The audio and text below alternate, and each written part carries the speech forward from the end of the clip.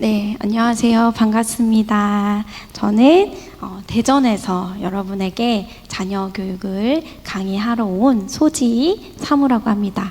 반갑습니다.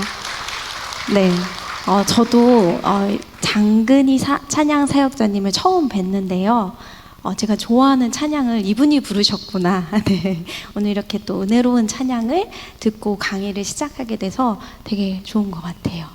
여러분들 수련회 기간 은혜 많이 받고 계신가요?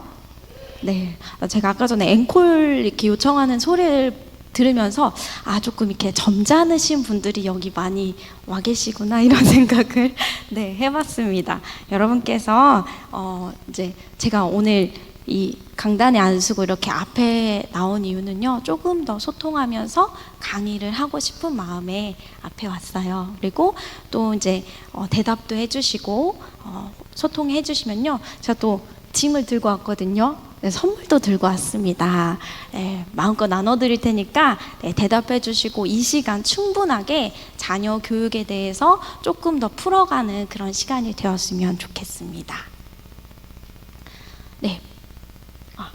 네, 오늘 저희 수원 화산교회 3청년부 수련회 주제가요, 예수님이 주인이신 우리 가정이죠. 네, 여러분, 예수님이 여러분의 가정의 주인 되십니까? 아멘. 네. 먼저 강의 시작하기 전에요, 제가 제 소개를 조금 더 하고 시작하도록 하겠습니다. 네, 저는요, 네, 한 남자의 아내이고요. 이렇게 보이지만요, 아이가 셋이에요. 네, 이렇게 10살, 7살, 5살 딸 셋을 양육하고 있는 엄마입니다. 그리고 대전에서 올라왔다고 했는데요, 2024년 1월에 저희 부부가 개척을 했어요. 네, 시부모님이 목회하시는데 거기서 한 15년 정도 같이 도와서 사역하다가 올해 1월에 대전에서 개척을 한 따끈따끈한 개척교회 사모입니다. 네, 너무나 행복하게 개척했고, 또 우리 수원 화산교회 제가 강의 요청을 받고 홈페이지에 들어갔는데 저희 교회의 모토와 너무 닮은 거예요. 저희 교회도 복음을 중심으로 사람을 세우고 살리고 이렇게 제자를 양육하는 그런 모토가 있는데 너무 같은 모토를 가지고 목양하시는 목사님과 이런 강도사님을 만나게 되어서 이것도 되게 감사했어요. 그리고 이렇게 사역을 해나가고 있습니다. 그리고 저는 이제 강도사님께서 저를 알게 되신 이유는 이 말씀에 예스하는 자녀 양육이란 책을 5월에 출간하면서 이제 알게 되신 것 같아요. 그러니까 저는 신앙교육을 잘 받은 가정에서 자랐을까요? 아니면 그 반대일까요, 여러분? 퀴즈입니다. 네, 자신 있게 크게 얘기해 주세요. 반대예요. 네. 용기 내주신 분께 제가 선물로 책을 드리도록 하겠습니다. 책이 있으세요. 그러면 네, 양보하시겠습니까? 네, 감사합니다. 다른 분께 양보를 해주셨습니다. 제가 책을 드리려고 책 가져왔거든요. 저는요, 예수님을 믿으면은 교회에 가면은 혼나는 그 아버지 밑에서 정말 어렵게 좀 신앙생활을 했어요. 그래서 제가 어렸을 때 꿈이 뭐였냐면요, 예수님 잘 믿는 남자, 사랑 많이 받는, 많이 나눠줄 수 있는 남자, 주님 그거면 돼요. 그리고 교회에 가면요, 아무 말도 안 하는, 혼내지 않는 그런 시부모님이었으면 좋겠습니다라고 기도했는데요, 어떻게 그렇게 기도한 대로 딱 그렇게 결혼을 하게 되었어요. 그래서 아버님이 목회자이시니까요, 교회에서 주구장창 살아야 되고 가기 싫어도 가야 되는 약간 그런 환경에, 또 그런데 감사하죠. 제가 그렇게 소망하는 그런 가정을 남편을 만나고 이루게 됐습니다. 그래서 이 책은 정말 부족하고 신앙교육을 받아보지 못해서 어떻게 해야 될지 모르겠는 거예요. 자녀 셋을 낳았는데. 그래서 아이들 키우면서 제가 고민하고 어떻게 해야 될지 막 몸으로 부딪히면서 알아갔던 내용들을 이 책에 담았어요. 그래서 아이를 키우고 계시는 여러분들에게 아마 많은 도움이 될 것 같습니다. 강의 의뢰를 받고 제가 어떤 강의를 해야 될지 참 많이 고민했어요. 왜냐하면 1시간 반 동안 너무 시간이 적은 거예요, 제가 보기엔. 그래서 가장 중요한 내용을 가르쳐 드리고 전해드리면 어떨까라는 생각을 하면서 하나님 어떤 걸 이렇게 나눌까요? 기도했을 때 방법론적인 부분, 말씀 암송 어떻게 하고, 말씀은 어떻게 읽혔고, 가정 예배 어떻게 드리고, 이런 거는 제가 책에 잘 기록해 놨거든요. 근데 그런 것들을 잘 해나가기 위해서 우리가 반드시 알아야 할 본질이 뭐가 있을까? 이걸 놓치면 아무것도 안 된다 라는 것을 기억하면서 신앙교육의 본질 3가지를 여러분들과 함께 나누려고 합니다. 여러분, 신앙교육 하면은 뭐가 떠오르시나요? 여러분, 어떻게 자녀들에게 하나님을 가르쳐 주고 계신가요? 네. 예배 드리세요. 가정 예배 드리세요. 네, 좋습니다. 또 성경 읽기, 네, 기도 드리는 것도 또 가르쳐 주시고요. 또 뭐가 있죠? 요즘에는 성경적 성교육 이런 것도 관심 있게 보시고, 그 다음에 말씀 묵상을 아이들이 어떻게 해나갈지, 그냥 단순히 읽는 거에 그치지 않고 이걸 어떻게 삶으로 적용할지 이런 것도 굉장히 궁금해 하시잖아요. 그리고 이게 사실 우리가 아이들을 양육할 때 가장 많이 하는 신앙교육이에요. 그런데 이거를 하다 보면 어때요? 여러분, 꾸준하게 잘 해나가시나요?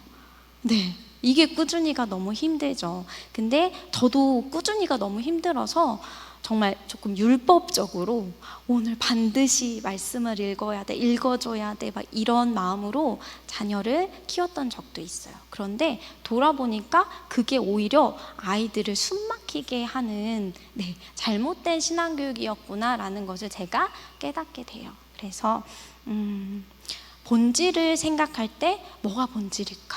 어떻게 하면 아이들에게 이거를 의무감과 짐이나 형식이 되지 않고 정말 기쁘게 하나님을 가르쳐 줄 수 있을까 고민했을 때, 나에게 이게 부족했구나라는 것을 깨닫게 됩니다. 그 첫 번째가 뭐냐면요, 바로 정체성입니다.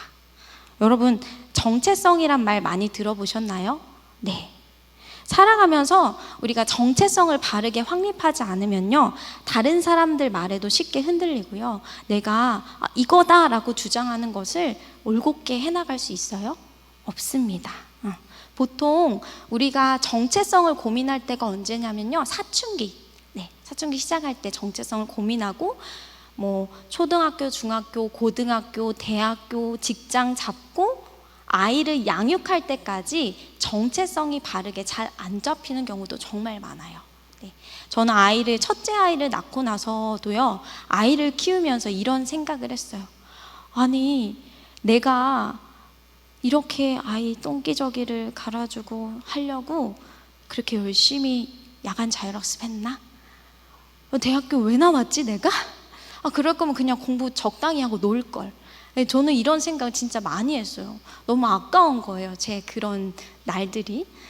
근데 제가 정체성이 잘 확립되지 않아서 그런 생각을 하고 있다는 것을 몰랐어요. 그래서 첫째 키울 때, 첫째여서 힘들기도 했지만 참 많이 울면서 키웠고, 내가 이 아이를 어떻게 키워나가야 할까? 하나님이 정말 사랑하신 이 아이를 키우는데 제 마음이 너무 힘든 거예요. 머리로는 하나님의 아이지라는 게 되는데요, 마음으로는, 삶으로는 제가 너무 괴로운 거예요. 그래서 지금 돌아보면 나의 정체성이 바르게 세워주지 않았구나라는 생각을 했습니다. 그래서 여러분 혹시 종이 한 장씩 받으셨나요? 네. 그 종이의 1번에 보면요, 뭐라고 적혀 있냐면, 나는 어떤 사람인가, 나 하면 떠오르는 단어 5가지를 한번 적어 보시라고 종이를 나눠드렸어요. 이제 저 강의를 들으면서 생각을 그냥 적지 않고 해보려고 했는데, 적어보면서 생각해보면 조금 더 좋겠다. 그리고 아마 자녀를 양육하면서 나는 어떤 사람인지라는 질문에 대답할 시간이 많이 없으셨을 거라고 생각이 돼요.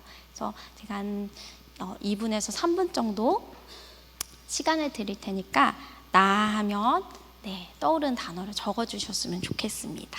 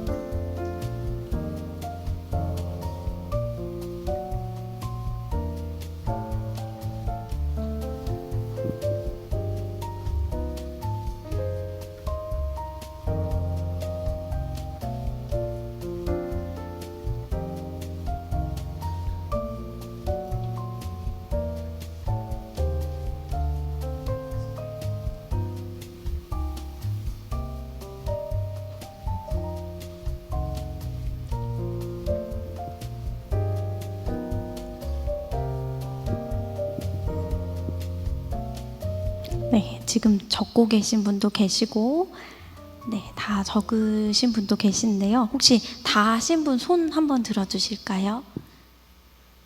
다 하신 분이 얼마 안 되시네요. 조금 더 시간을 드리도록 하겠습니다. 2시에, 네, 2시까지 적어주시면 될 것 같아요.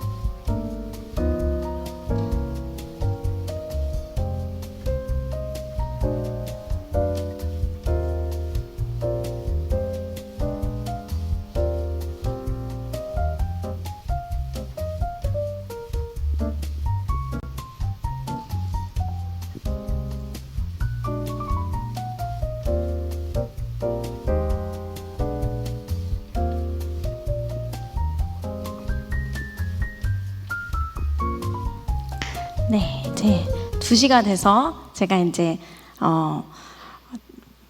한 분을 이제 한 분에게 발표를 부탁드릴 텐데요. 네, 혹시 제가 한번 해보고 싶으시다 하신 분 계신가요? 네, 자신 있게 여기 앞에 계신 아버님, 네, 부탁드려도 될까요? 아까 전에 쓰시는데 두 분이 너무 웃으시면서 막 쓰시더라고요. 그래서 어떤 얘기를 나누시는지 좀 궁금했어요. 네.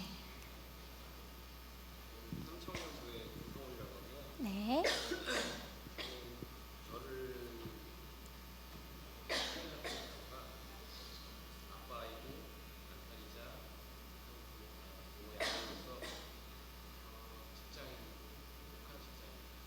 네.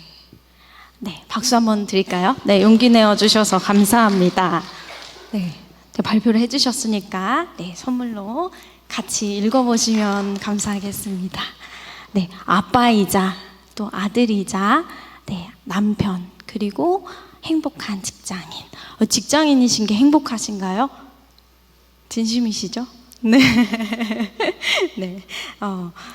다들 종이에 이제 적어보는 게 쉬운 분들도 계시고요. 조금 어려운 분들도 계셨을 거예요. 종이에 적은 단어를 보면요. 내가 나를 어떻게 생각하는지, 그리고 내가 중요하게 여기는 게 뭔지, 남편으로서, 아빠로서, 또 아들로서, 그리고 내가 일하는 거에 대해서 중요하게 생각하시는 분이신 것 같아요. 그리고 또 본인이 행복하다라고 고백할 수 있는 게 참 너무 아름다우신 것 같아요. 이렇게 우리가 적은 그 단어들을 보면서 나의 정체성에 대해서 한번 고민을 해보셨으면 좋겠어요. 우리가 이렇게 생각하는 정체성도 있는데요. 하나님께서 말씀에서 우리에게 우리의 정체성을 이렇게 많이 얘기해주고 계세요. 여러분 말씀을 읽다 보면요 참 많이 만났을 말씀들인데요, 우리 말씀을 통해서 하나님께서 우리에게 뭐라고 이야기하시는지 이게 잘 안 되는데요. 그럴까요? 네, 보이시나요 여러분? 네, 하나님께서는요 이렇게 말씀하십니다. 이사야서 43장 4절에요. 내가 내 눈에 보배롭고 존귀하며 내가 너를 사랑하였은즉 내가 내 대신 사람들을 내어주며 백성들이 내 생명을 대신하리니. 그리고 아가서 4장 7절 말씀에서는요 나의 사랑 너는 어여쁘고 아무 흠이 없구나. 하나님께서 우리를 사랑하신다고 하시고 어여쁘다고 하시고 아무 흠이 없다고 말씀하십니다. 또 로마서 5장 8절에서 보면요 우리가 아직 죄인 되었을 때에 그리스도께서 우리를 위하여 죽으심으로 하나님께서 우리에 대한 자기의 사랑을 확증하셨느니라. 하나님은요 우리가 죄인 되었을 때 이미 죽으심으로 예수님을 십자가에 내어주심으로 우리를 위해서 우리를 향한 사랑을 확증하셨다고 말씀해서 이야기하세요. 이게 바로 우리의 정체성입니다. 마지막 말씀은요 예수님의 정체성이에요. 하늘로부터 소리가 있어 말씀하시되 이는 내 사랑하는 아들이요 내 기뻐하는 자라 하시니라. 예수님이 세례 요한에게 그 세례 받을 때 하늘에서 하나님께서 예수님에게 향하여 이렇게 얘기하십니다. 내 사랑하는 아들이다. 그리고 내 기뻐하는 자다. 그런데 예수님은 동일하게 또 우리에게 이렇게 말씀하십니다. 얘들아, 내가 너를 사랑해. 그리고 너는 정말 보배롭고 존귀하단다. 아무 흠이 없고 보배로운 자야. 그런데 우리는 이 하나님께서 주시는 그 정체성을요 어떻게 받아들여요? 여기 있을 때는 이렇게 잘 받아들이다가요 밖에 나가서 살아가다 보면요 하나씩 지워져요.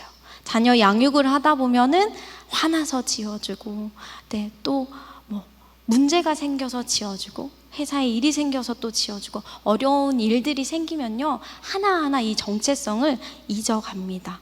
그리고 어떤 정체성을 가져오냐면요 내가 어떠한 성과를 이루는 거, 그리고 내가 좀 가진 게 좀 더 있어야 나도 만족할 수 있죠, 주님. 이렇게 비교하는 마음도 생기고 욕심도 생깁니다. 그리고 좀 유명해지는 것, 네. 그런 마음이 우리의 정체성을 결정하는 기준이 점점 되어가기도 합니다. 그런데 하나님께서는 뭐라고 말씀하시냐면 여전히 아무 이유와 조건도 없이 나는 너를 사랑한다 라고 말씀하십니다. 그 증거로 예수님을 우리에게 보내주셨음을 우리가 잊지 않고 살아가야 합니다. 이것이 우리가 살아가는 동안 가져야 할 가장 중요한 정체성입니다. 그리고 이 정체성을요, 우리는 누구한테 가르쳐 주어야 하나요? 네, 누구한테요? 자녀들에게요. 내가 잘 안 돼도 매일매일 날마다 복음을 나에게 전해 주어야 합니다. 주님, 제가 자꾸 까먹어요. 자꾸 잊어요. 주님, 제 마음을 자꾸 뺏겨요. 그래도 날마다 복음을 나에게 전해 주다 보면요, 예전에는 내가 가진 게 없어서 누구보다 좀 못나서 초라해지고 그럴 때가 있잖아요, 살다 보면요. 근데 그 생각이 딱 밀려들 때 무엇이 그 생각을 지켜주는 방패가 되냐면요, 하나님의 말씀, 이 복음의 정체성이요, 나를 그 사단의 참소에서 가려주는, 막아주는 그런 역할을 합니다. 그래서 아이들에게 어떻게 얘기할 수 있게 되냐면요, 그렇지만 그래도 우리는 예수님 때문에 이렇게 살아갈 수 있어. 이게 예수님의 은혜임을 아이들과 함께 나눌 수 있는 자녀 양육이 됩니다, 여러분. 그래서 나의 정체성을 바르게 하면요, 자녀 양육이 무거운 짐이 되는 것이 아니라 뭐가 되냐면요, 하나님의 은혜가 흘러가는 통로가 됩니다. 네, 버거운 짐이 아니라 더 이상 하나님의 사랑을 깨닫는 은혜의 시간으로 우리가 자녀 양육을 보낼 수 있는 겁니다. 신앙교육은요, 의무적으로 말씀을 들려주고 읽어주고 암송을 하고 이런 것이 신앙교육의 전부가 아닙니다. 예수님이 얼마나 나를 사랑하셨는지 아이들에게 말씀을 읽어주다 보면요, 참 그게 장기적으로 해야 되잖아요. 그러면 보통 엄마들이 많이 해주시는데요, 어떻게 되냐면 이렇게 형식적으로 읽게 되는 날들이 많이 찾아와요. 근데 내가 하나님의 그 복음, 예수님의 사랑과 은혜를 계속해서 묵상하고 삶으로 나에게 흘려보내면요, 아이들에게 성경 동화책을 읽어주는데 눈물이 나요, 여러분. 예수님 엄마를 이렇게 사랑하셨는데 그 예수님이 너희를 이렇게 사랑하신다? 그러면서 같이 울면서 말씀을 읽는 날도 오더라고요. 예전에는 제가 아이들에게 야, 말씀 읽자 하고 말씀 읽고 끝, 오늘은 끝, 약간 이런 식으로 많이 했었어요.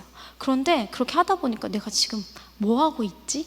이런 생각이 드는 거예요. 그리고 은혜가 흘러가지 않으니까 아이들도 너무 힘들어하는 거예요.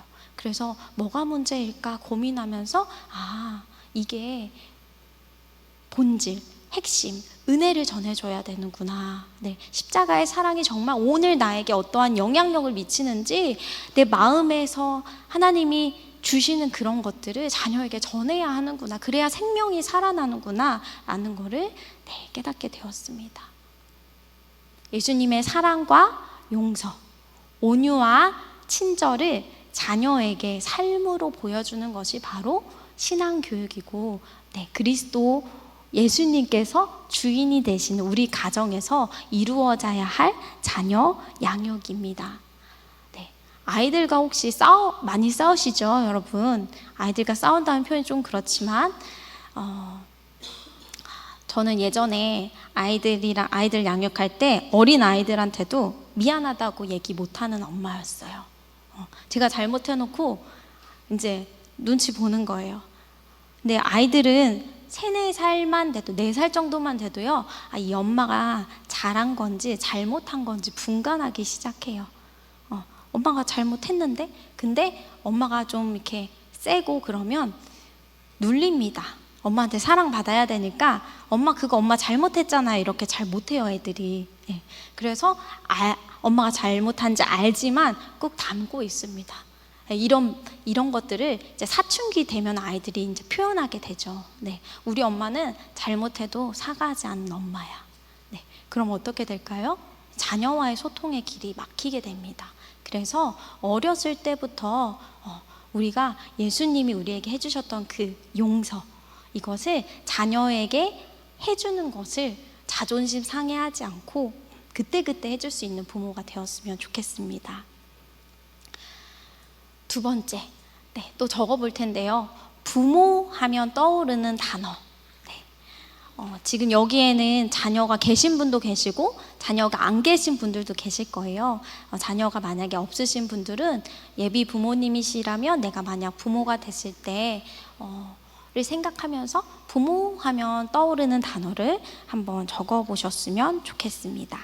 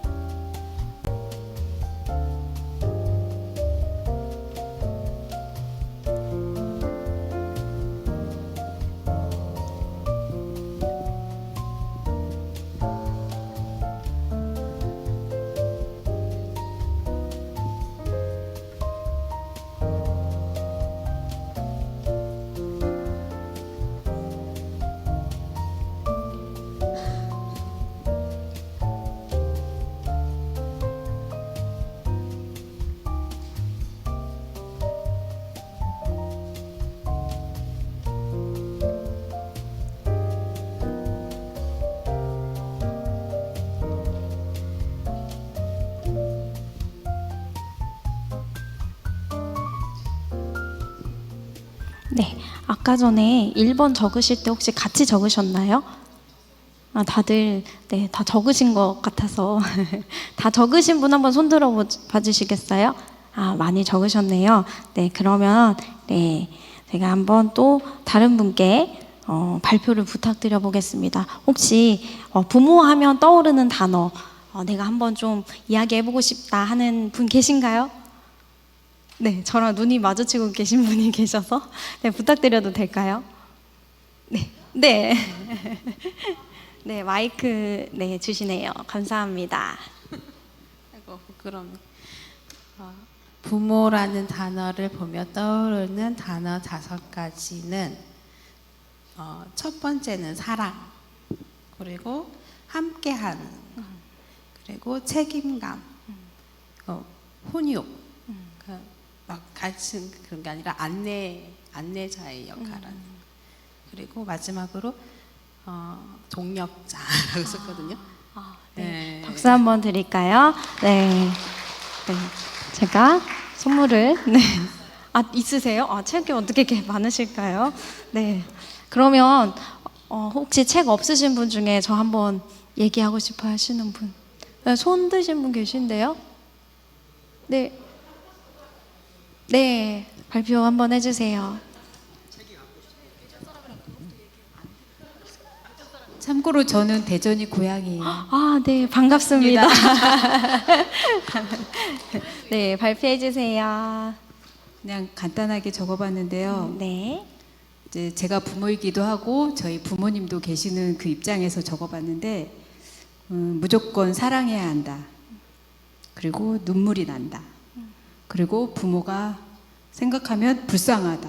그리고 너무 보고 싶고 또 제가 부모가 돼 보니까 그 부모라는 자리가 너무 어려워요. 살아갈수록 자녀들에게. 네, 박수 한번 쳐주세요. 네. 강도사님이 책 내놓으라고. 아, 네, 너무 진솔하게 발표해 주신 것 같아요. 네, 부모의 자리가 정말 사랑을 나눠주는데 쉽지 않은 자리임을 우리 모두가 참 공감할 수 있는 그런 나눔해 주셔서 정말 감사합니다. 네, 부모로서 각자 가진 그런 정체성이 또 있으실 거예요. 왜냐하면 자라온 환경에 따라서 어떤 분은요, 부모를 생각하면, 부모님이라는 단어를 생각하면 마음이 아프신 분들도 계시고, 어떤 분은 마냥 행복하실 수도 있어요. 그래서 우리가 나는 또 어떤 부모라는 그런 이미지를 가지고 정체성을 가지고 지금 자녀를 양육하고 있는지 또 한번 돌아볼 수 있는 시간이 되었으면 좋겠습니다. 또 아까와 마찬가지로요. 네, 성경에서 말하는 부모의 역할, 부모의 정체성을 이야기해주는 말씀이 있어요. 여러분들도 참 많이 읽으시고 아실 것 같은데요. 신명기 4절에서 9절 말씀을 우리 같이 한번 읽어보도록 하겠습니다. 이스라엘아 들으라, 우리 하나님 여호와는 오직 유일한 여호와이시니 너는 마음을 다하고 뜻을 다하고 힘을 다하여 내 하나님 여호와를 사랑하라. 오늘 내가 내게 명하는 이 말씀을 너는 마음에 새기고 내 자녀에게 부지런히 가르치며 집에 앉았을 때에든지 길을 갈 때에든지 누워있을 때에든지 일어날 때에든지 이 말씀을 강론할 것이며 너는 또 그것을 내 손목에 매며 기호를 삼으며 내 미간에 붙여 표로 삼고 또 내 집 문설주와 바깥문에 기록할지니라. 아멘. 부모는요, 이 신명기 6장 말씀에서 보면요, 자녀가 하나님을 알아갈 수 있도록 사랑하고 가르치고 전해주어야 할 사명이 있습니다. 이것이 바로 하나님께서 부모인 우리에게 가장 중요하게 주신 사명이자 정체성입니다. 가나안 땅을 앞둔 이스라엘 백성에게 하나님께서 왜 이 말씀을 주셨을까요? 가나안 땅은요, 젖과 꿀이 흐르는 땅, 그리고 풍요한 땅이라고 우리가 말씀에서 나오는데요. 또 바알의 우상이 이렇게 자리 잡은 그런 곳이었어요. 그래서 이스라엘 백성들이 들어갔을 때 마음과 뜻과 힘을 다해서 하나님을 사랑하지 않으면요, 금방 어떻게 돼요? 마음을 빼앗길 수밖에 없는 그런 장소였어요. 그런데 저는 이 말씀을 읽으면서 와, 진짜 우리가 살아가는 이 세상이랑 너무 똑같다. 우리 마음에서 하나님을 지키지 않으면요, 눈에 보이는 세상이 너무나 유혹되는 게 너무 많잖아요. 그래서 하나님께서는 마음을 다하여 뜻을 다하여 힘을 다하여 하나님을 사랑하는 것을 아이들에게 가르치고 보여주고 말씀을 강론하라고 하셨구나, 이걸 지금 해내야겠구나 라는 생각을 해봅니다. 부모는요, 하나님께서 우리 아이들을요, 하나님의 자녀, 우리 아이들 하나님의 자녀잖아요. 이 아이들을 부모에게 대신 양육하라고 말씀하셨어요. 그래서 우리는 하나님의 대리자로 이 아이들을 양육하고 있는 거예요. 시편 127편 3절 말씀에 보면요, 보라, 자식들은 여호와의 기업이요 태의 열매는 그의 상급이로다 라고 말씀하시죠. 그러면 우리 아이들은요, 우리의 기업이 아니라요, 하나님의 기업, 하나님의 소유라는 것을 우리가 잊지 않아야 합니다. 그런데 우리가 많이 어떻게 착각해요? 그러니까 아이 낳고 나서 신생아 케어하고 돌 때까지 걷지 못하는 아이들, 3, 4살까지 혼자 밥 먹지 못하고 옷 못 입는 아이들 케어하다 보면요, 내가 이 아이의 주인이 되어 있잖아요. 왜냐하면 내가 통제하기도 하고 안전을 위해서 통제하기도 하지만 엄마의 말이 곧 아빠의 말이 법이 되어 있을 때가 많기 때문입니다. 대부분 그리고 아이들이 이 부모의 통제에 벗어나는 거를 되게 힘들어하죠. 통제하는데 말을 안 들으면 어떻게 해요? 어떻게 합니까, 여러분? 네, 화내요. 네, 저도 화냈어요. 네, 특히 아이들이 18개월 정도 지나가면은 이때 좀 유행하는 이런 말들이 있어요. 아이가 18개월 되면은 엄마 입에서 똑같은 개월수가 이게 입이 나온다. 네, 제가 차마 이렇게 말하지 못하지만, 근데 저도 지나 보니까 그 개월수 아이들이 참 힘들더라고요. 네, 그래서 막 화가 나요. 이 아이가 하나님의 자녀인 거 아는데 통제되지 않는 걸 보면서 마음이 너무 힘들 때가 있습니다. 왜 그럴까요? 우리가 하나님의 아이들을 대신해서 양육하는 부모라는 사실을 너무나 잘 잊어버리기 때문입니다. 우리는 하나님께서 주신 이 아이들을요, 하나님이 주시는 그 디자인대로, 아이들마다 달란트와 은사가 다 있잖아요. 그거를 존중하면서 아이를 양육해야 할 그런 부모임을 잊어서는 안 됩니다. 또 아이들이 조금 더 크면 어때요? 여기 사춘기 아이들을 양육하는 부모님도 계실 텐데요. 아이들이 커감에 따라서 아이가 독립할 수 있도록 도와주는 것이 부모의 역할입니다.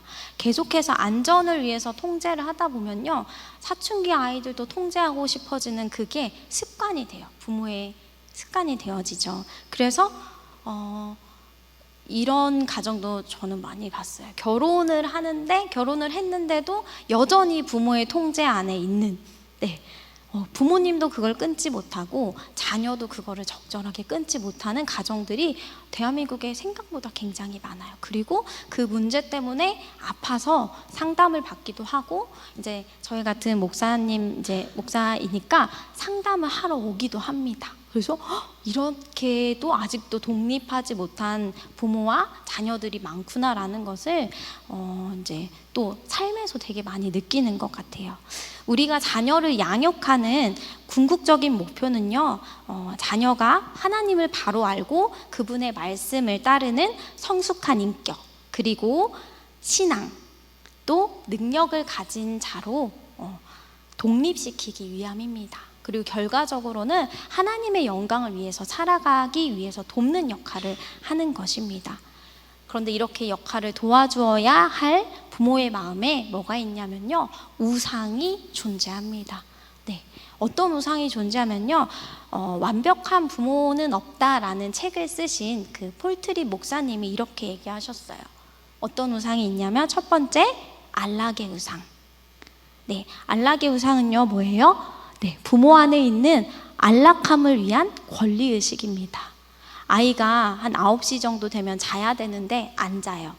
그리고 계속 시끄럽게 해요. 그럼 엄마는 어떤 마음이 들어요? 편안하신가요, 여러분? 아니죠. 나 이거 끝나고 뭐도 해야 되고 뭐도 해야 되는데 너 빨리 자라. 이 마음이 막 올라오시죠. 1시간이 지났어요. 2시간이 지났어요. 온유하시나요? 온유하기 어렵죠. 빨리 앉아! 이게 나오잖아요. 네, 이런 경우 내 마음에 안락함의 우상이 어느 정도인지 점검해 보시면 좋을 것 같아요. 또 아버님들 이런 경우 있죠. 회사 끝나고 와가지고 소파에 딱 앉아가지고 이제 계속 TV 보고 싶은 마음. 아이들은 이렇게 놀아라. 아빠는 좀 쉬겠다. 네, 이럴 때도 안락의 우상이 나의 안에 얼마나 큰지 한번 돌아보시면 좋을 것 같아요. 두 번째 우상은요, 존경의 우상입니다. 네, 자녀가 부모를 존경해 줬으면 하는 마음. 세 번째는요, 보답의 우상입니다.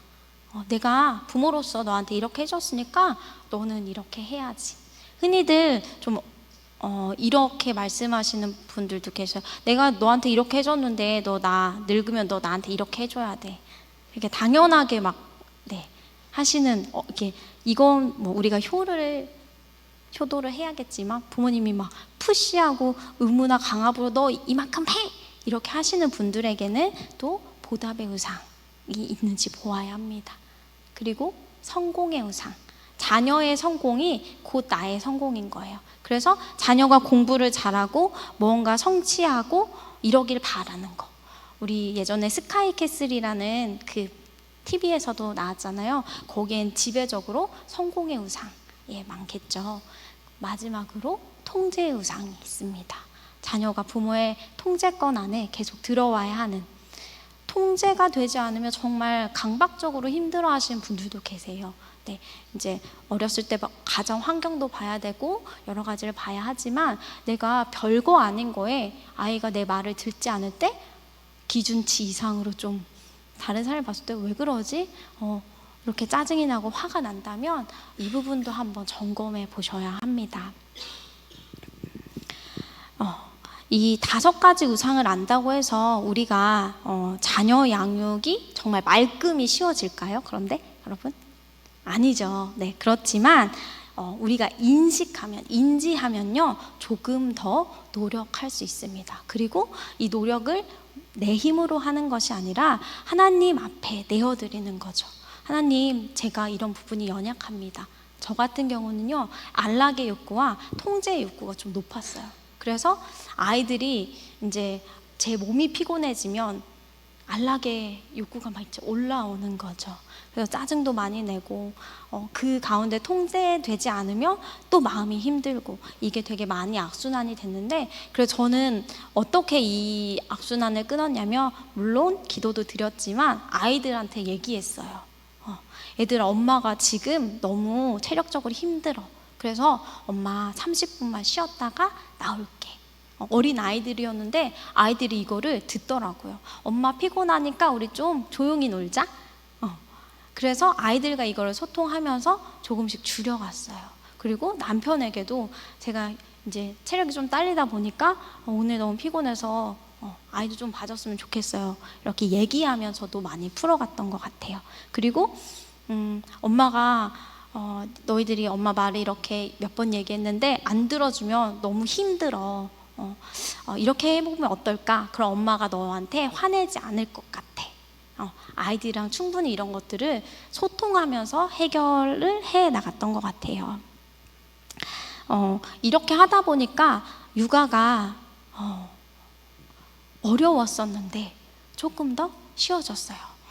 내가 나의 정체성을 깨닫고 부모로서의 어떤 역할을 해야 되고 어떤 정체성을 가져야 하는지 알게 되니까 육아의 자리가 버거운 짐이 되지 않고요, 하나님이 주신 은혜의 자리로 점점 변해가는 것들을 느낄 수 있었습니다. 여러분도 자녀 양육이 하나님이 주신 은혜의 자리, 그리고 하나님이 나를 얼마나 사랑하시는지, 예수님이 진짜 나를 이렇게 사랑하시는구나 라는 거를 아이들을 보면서 마음으로 느끼고 눈물로 이것들을 전달할 수 있는 그런 자녀 양육을 해나가실 수 있으면 좋겠습니다. 이렇게 부모의 정체성, 나의 정체성을 이제 바르게 인식했다면요, 세 번째, 두 번째죠. 두 번째, 우리가 해야 될 게 뭐냐면요, 우선순위를 정하기예요. 네, 마지막 세 번째에 뭐라고 써 있어요, 여러분? 자녀 양육하는데 나의 우선순위는 무엇인가요? 라는 질문이 있는데요, 마지막으로 여기에 한번 답해 보시면 좋을 것 같습니다. 이걸 적어보면서 내가 자녀 양육하면서 하나님이 우선인지 아니면 세상이 말하는 그 기준이 우선인지, 무엇을 우선으로 두고 나의 삶을 그리고 자녀를 양육하고 있는지 돌아보는 시간이 되었으면 좋겠습니다. 네, 한 2분 정도, 이거는 3개 정도 한번 적어보시면 좋을 것 같아요.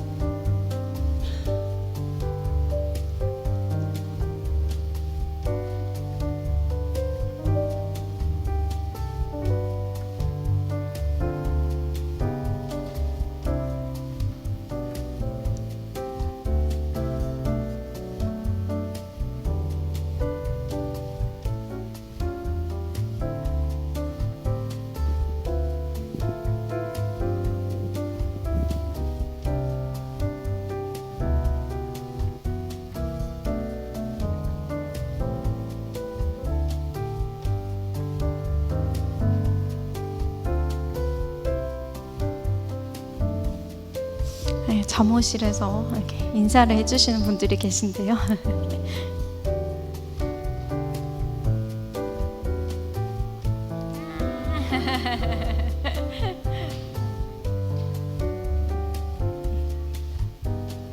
너무 귀여운데요.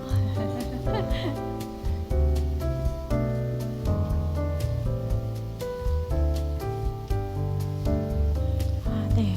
수련회 때도 잠옷실에서 저렇게 참여하시는 모습을 보니까 또 옛날 생각이 또 나면서 감회가 새롭습니다.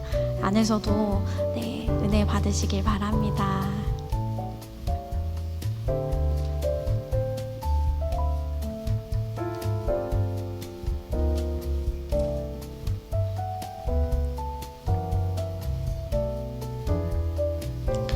지금 시간이 2시 반 좀 넘는데요. 여러분 졸리시면 물도 드시고 앞에 있는 과자도 먹으셔도 되니까 편하게 드시면서 해주시면 좋을 것 같아요. 이제 거의 다 적으신 것 같아서 제가 또 한 분께 또 선물을 드리겠습니다. 이번에는 3번 우선순위에 대한 것에 제가 한번 해보겠습니다. 적극적으로 손을 들어주시면 감사하겠습니다. 제가 지금 눈이 마주친 분이 계시는데 저기 검정 옷 입고 계신 아버님이신가요? 이렇게 머리 극적극적 하신 분. 네. 청년이에요? 네. 예비 교육을 박수 한번 부탁드리겠습니다. 네.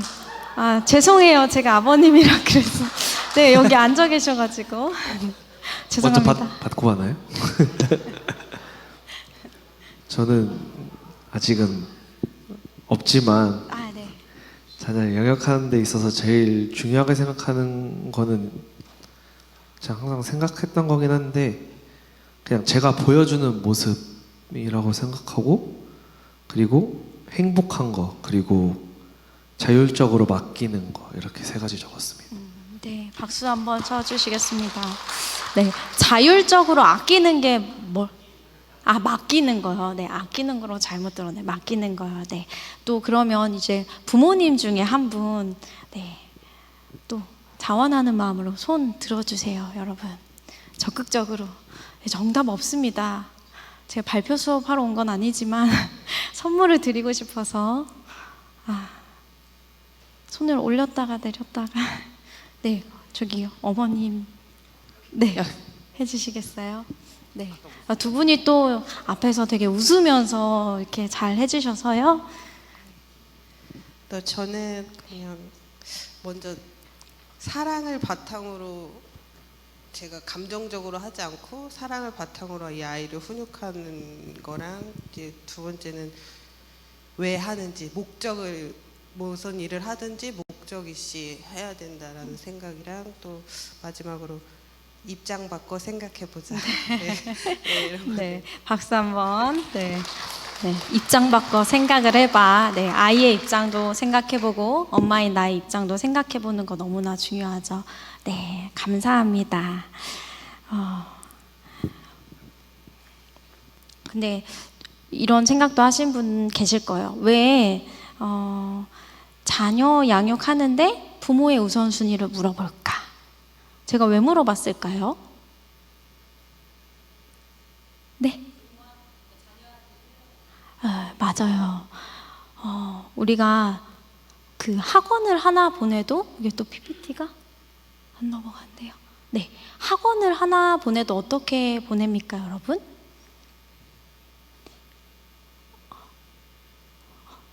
엄마가 생각한 거를 아이한테 물어보죠.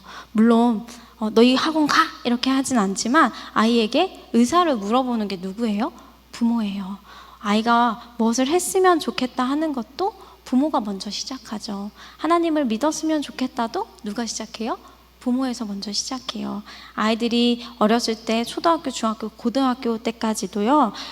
아이들의 우선순위를 결정하는 사람은요. 부모일 가능성이 높습니다. 그리고 또 고3 정도 되면요. 예배드리러 가고 안 가고도요. 아이가 결정하는 가정도 있지만요. 부모님이 결정하는 가정도 많아요. 너 공부해야지. 예배는 이렇게 결정하는 부모님들도 많이 있습니다. 그래서 우리는 자녀 양육을 할 때 부모의 우선순위가 자녀의 우선순위로 되는 경우가 참 많아요. 그래서 나의 우선순위가 어디에 있는지 점검해 보는 일이 무엇보다 중요합니다. 네. 우선순위를 하나님께 둔다는 것은요, 구별하다, 구별되다라고 성경에서는 이야기합니다. 로마서 1장 28절에서 보면요, 하나님을 믿지 않는 사람들은요, 마음에 하나님 두기를 싫어한다고 합니다. 근데 하나님께서는요, 이것을요, 인간의 자유의지를 주셨기 때문에 안 돼! 하지 마! 사사건건 일일이 통제하지 않으세요. 그리고 지켜보십니다. 그리고 범죄하고 우리가 돌아올 때까지 하나님은 기다리시는 분이십니다. 그러면 우리는 구별된 하나님의 자녀로서 어떻게 하는 것이 구별되는 것이고, 하나님께 우선순위를 두며 살아간다는 것은 무엇을 의미하는 걸까요? 바로 하나님께 우선순위를 둔다는 것은요, 하나님의 말씀에 순종한다는 것입니다. 아까도 봤던 이 신명기 6장 4절에서 9절 말씀은요, 계속 보면요, 또 저 말씀이야? 약간 이런 생각이 들 수도 있어요.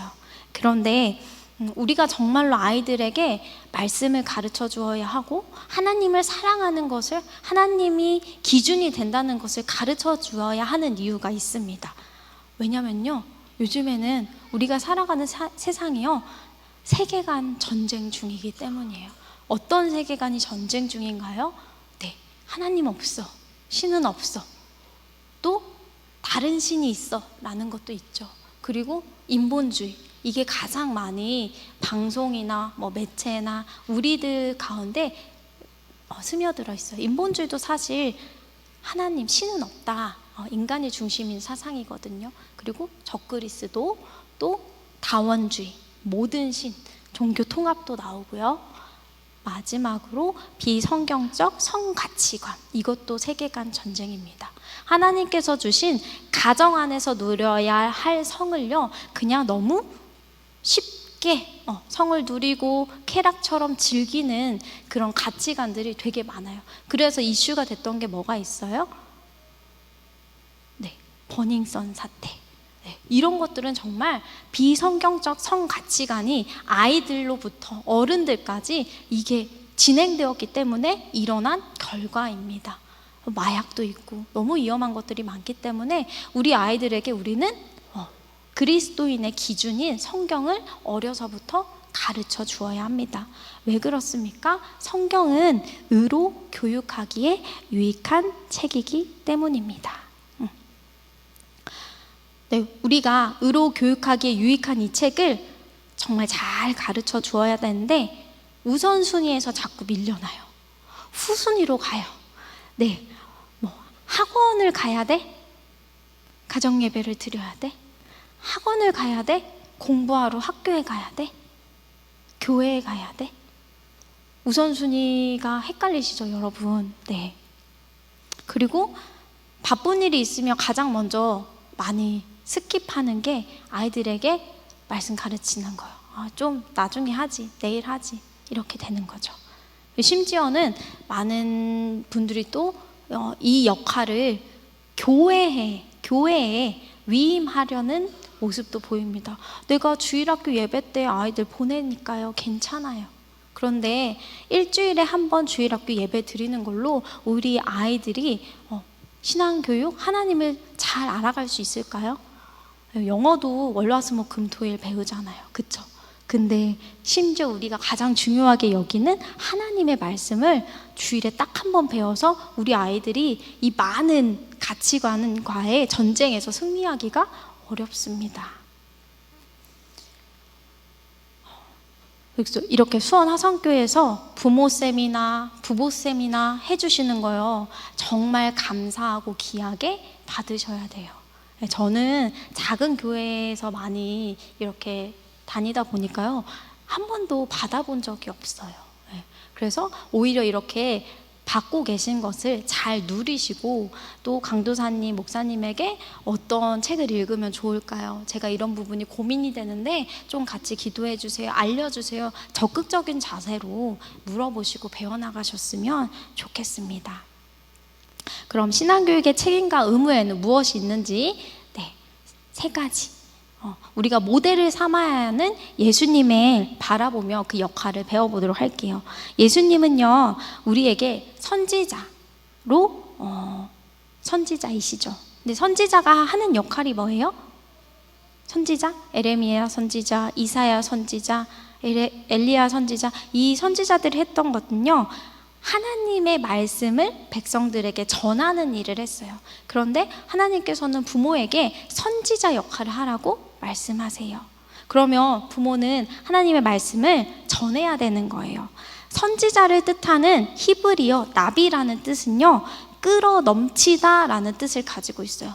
선지자는 끌어 넘치는 마음으로 하나님을 전해야 하는 책임이 있는 거예요. 그러면 부모로서 우리가 선지자의 사명을 감당할 때요, 아이들에게 냉랭하게 하나님을 전하면 될까요? 아니에요. 하나님의 은혜를 삶 속에서 내가 받은 은혜를 전해야 되죠. 네, 제가 한 예화를 들려드릴 텐데, 제가 이제 개척교회 사모니까요, 물질적으로 그렇게 막 풍요롭지 않잖아요. 근데 여자니까 이제 크림을 발라야 되죠. 크림이 똑 떨어지기 시작했어요. 엄마가 주신 크림이 있어서 그걸 발랐는데 제 피부랑 맞지 않아서 막 갈라지는 거예요. 그래서 제가 이걸 돈 주고 사? 근데 엄마들은 어떻게 생각해요? 내가 이걸 화장품 사는 것보다 아이들 뭐 하나 더 사주는 게 엄마들이잖아요. 그래서 저도 좀 참았어요. 조금만 더 버텨보자. 근데 안 되는 거예요. 근데 제 지인이 개척한 줄 알고 김을 이렇게 보내주셨어요. 이거는 교회에서 사모님 드시고요, 이거는 집에 꼭 가져가서 드세요. 그래서 감사합니다 고 받아왔는데, 제가 예전에 김치를 조금 준 게 있어서 통이 같이 딸려왔어요. 근데 그거를 열어보니까 거기에 탄력 크림이 이렇게 들어있는 거예요. 그래서 제가 그 뚜껑을 딱 열고, 어머 이게 뭐예요? 하나님 감사합니다. 제가 진짜 피부가 땡겨서 이게 필요했는데 주님 또 이렇게 제 필요를 채워주시네요. 제가 그걸 보면서 또 이제 눈물이 났겠죠. 주님 어떻게 아셨죠? 내가 아무한테도 얘기 안 했는데 그냥 좀 버텨보려고 했는데. 그래서 그거를 발랐는데 정말 피부에 잘 맞는 거예요. 그래서 지금까지 쓰고 있어요. 근데 그날 제가 그 크림을 바르면서 하나님 은혜가 너무 감사해가지고 생각해보니까 제가 화장품을 산 적이 별로 없는 거예요. 보니까 미스트도 생일 선물로 누가 이렇게 주셨고, 립밤도 이거 써봐 하고 주셨고, 그래서 그 아침에 새벽기도 끝나고 그 아침에 이제 어제 받았던 크림이랑 미스트랑 하나님께서 나한테 흘려주신 그거를 책상 거실 탁자 위에다 이렇게 가져다 놨어요. 가져다 놓으니까 하나님께서 나한테 이렇게 은혜를 베푸시고 은총을 부어주셨구나, 내 필요를 이렇게 채워주셨구나 라고 너무 감사한 거예요. 그래서 이 감사를 저만 간직하면 안 되잖아요. 어떻게 했을까요? 네, 학교 가는 아이한테 학교 가기 전에 있잖아 예선아, 엄마한테 하나님께서 이렇게 채워주셨다. 엄마 이게 꼭 필요했는데 엄마 기도한 것도 아닌데 하나님께서 엄마를 보셨나 봐. 보시고 이렇게 채워주셔서 엄마 너무 행복하고 감사해. 엄마는 이렇게 하나님의 은혜로 사는 게 너무 행복해. 그 행복함을 아이한테 그대로 전해주면서 아이 이렇게 학교 같이 가면서 너도 한번 오늘 하나님께서 네 삶에서 어떤 은혜를 베풀어 주셨는지 잘 기억해 봤으면 좋겠어. 학교 가서도 하나님이 나한테 이런 친구를 주셨구나, 내가 이렇게 행복하게 살아갈 수 있는 게 하나님의 은혜구나. 뭐가 있을지 모르지만 하나님의 은혜를 한번 세어봐. 그러면 더 풍성해질 거야. 네, 이렇게 나눠주게 되더라고요. 그래서 이 감동과 은혜를 이렇게 나눠줘야 되는구나 라고 하나님께서 배워가게 하셨습니다. 선지자로서 우리가 정말 받은 은혜를 이렇게 아이들에게 흘려보내주는 그런 역할을 감당할 수 있기를 바랍니다. 그리고 두 번째 역할은요, 대제사장이신 예수님처럼 우리도 제사장의 역할을 감당하라고 하십니다. 제사장은요, 어떤 역할을 해요? 그 구약에서 제물을 이렇게 죽이고 그 피로 제사를 드리는 역할을 해주잖아요. 로마서 12장 1절 말씀에 보면요. 형제들아 내가 하나님의 모든 자비하심으로 너희를 권하노니 너희 몸을 하나님이 기뻐하시는 거룩한 산 제물로 드리라 라고 말씀하세요. 이는 너희가 드릴 영적 예배니라.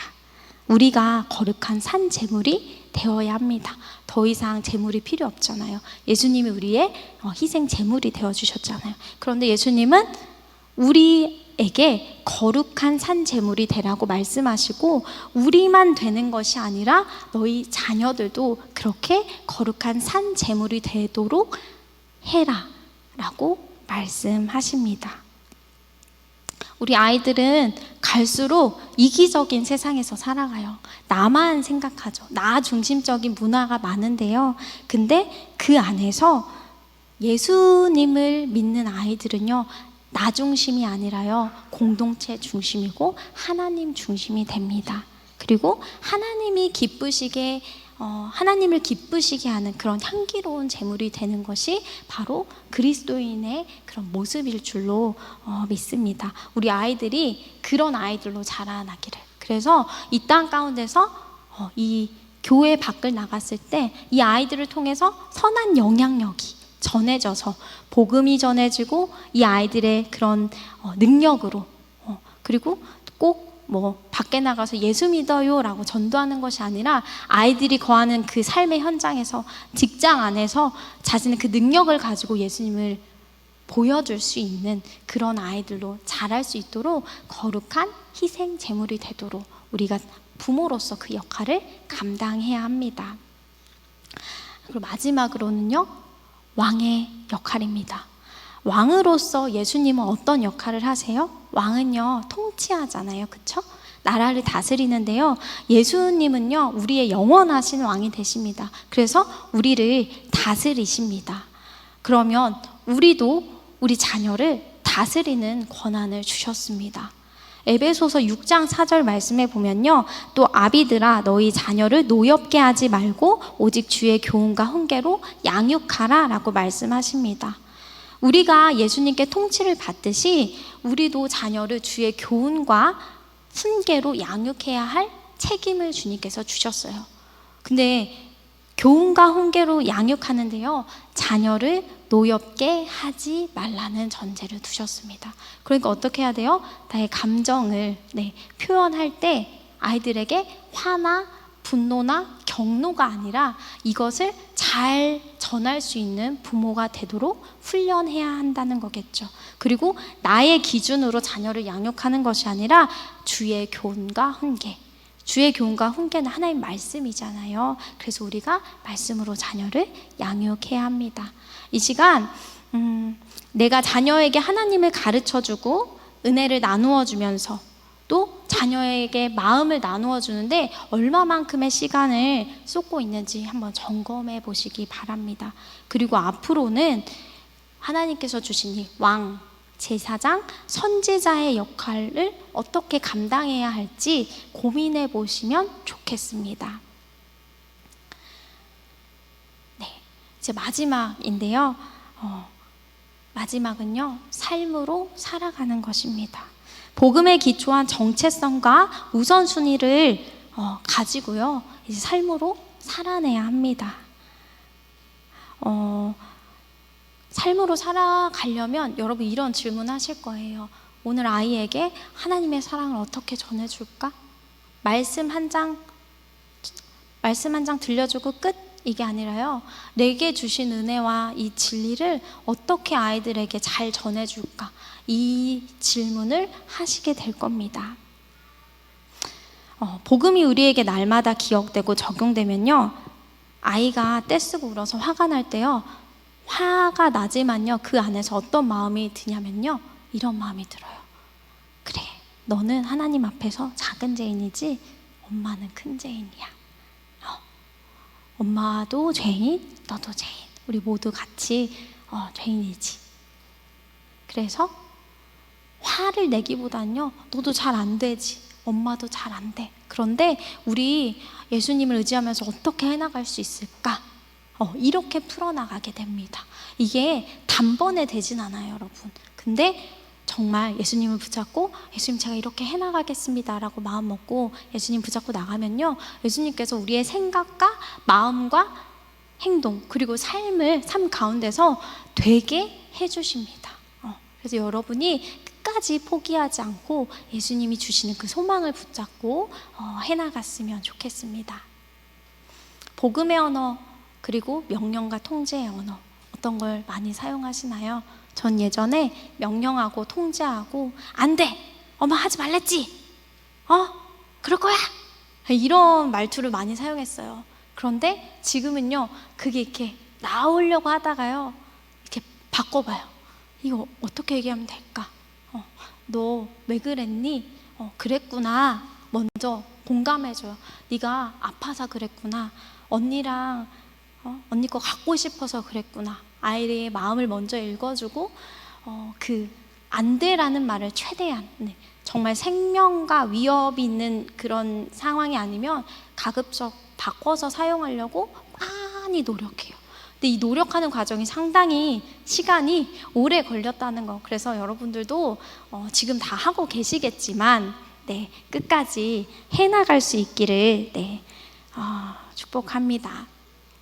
그러면 우리의 언어가 살리는 언어가 됩니다, 여러분. 자녀 양육은요, 자녀의 마음을 목양하는 거예요. 목양은 뭘까요? 저는 이 글귀를 보면서 참 충격을 받았어요. 목양이라는 단어는 목회할 때만 쓰는 줄 알았는데 자녀 양육이 목양이라고? 그러면 그 목양은 성도의 마음을 얻어서 잘 양육하는 거잖아요. 이 화상교회에 왜 있어요, 여러분? 뭔가 좋으니까, 그쵸? 여러분의 마음이 흡족하니까 이곳에 있잖아요. 자녀의 마음을 목양하는 거는 자녀의 마음을 얻는 것입니다. 그냥 무조건 해달라고 해달라고 하는 대로 다 해줘서 되는 걸까요? 아니에요. 하나님께서 주신 부모의 권위, 그리고 이 권위를 사랑으로 사용하고 섬길 때 자녀는 비로소 그 마음에 하나님께서, 엄마가, 아빠가 정말 그런 분이시구나, 내가 신뢰해도 되고 내가 이렇게 따라도 되는 그런 부모구나 라는 것을 아이들이 먼저 알고 마음을 열게 됩니다.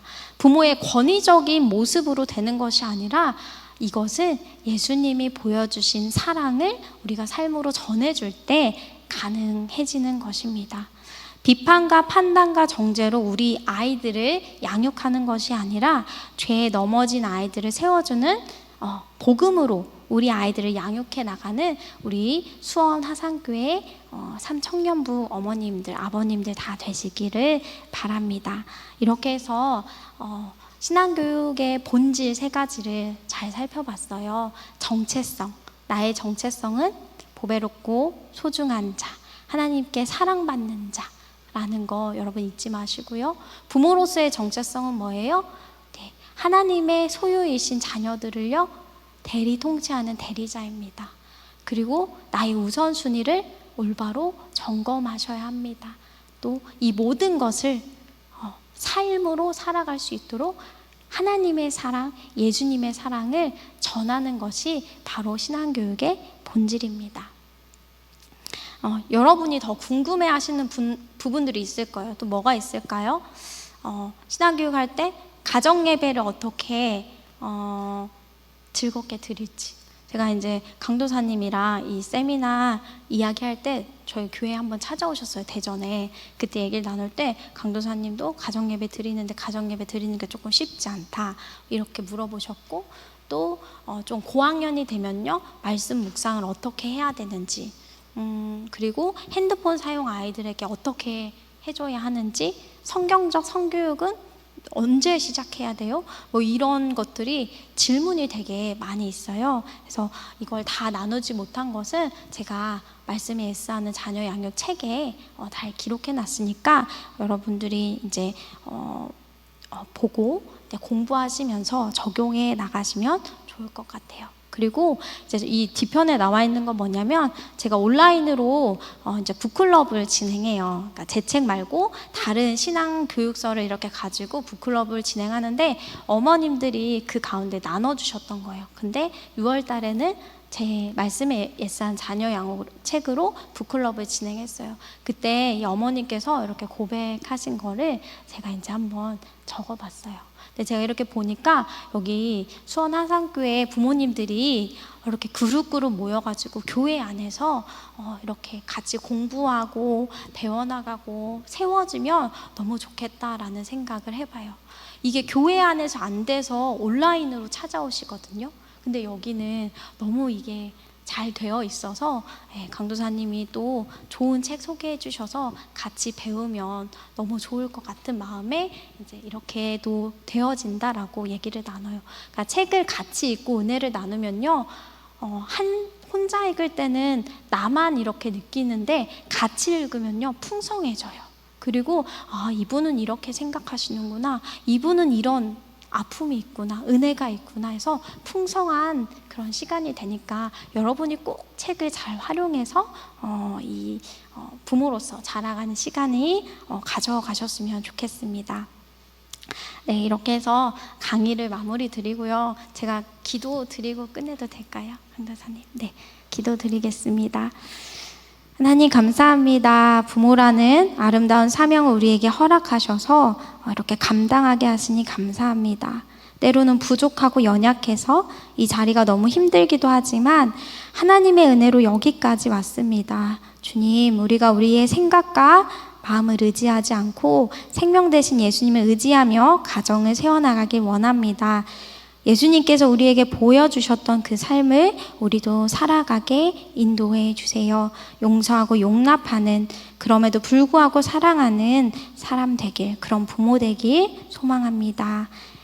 오늘 이 수련회 가운데 함께한 수원하산교회 3청년부 부모님들, 그 가정 가운데 하나님의 이 마음이 가득 임할 수 있도록 함께해 주세요. 예수님의 이름으로 축복하며 기도드립니다. 아멘.